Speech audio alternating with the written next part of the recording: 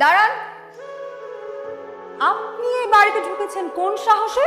আমার বাড়িতে আমি ঢুকবো, কার সাহস নিয়ে ঢুকতে হবে কেন আমার? কি বললেন আপনি?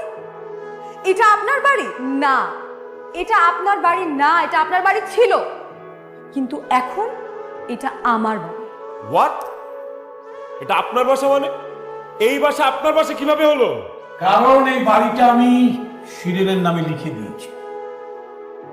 তুমি এসব কি বলছো বাবা? তোমার যে একটা ছেলে আছে সেটা তুমি একবারও ভাববে না?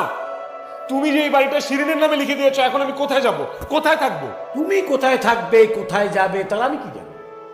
আমার পছন্দ অপছন্দের গুরুত্ব যেহেতু তোমার কাছে নেই, আমারও নেই। আমি একটা মেয়েকে পছন্দ করে এই বাড়ির বউ করে নিয়ে, আর কি তুমি কি করলে? তাকে অত্যাচার করলে, অবহেলা করলে, অপমান করলে।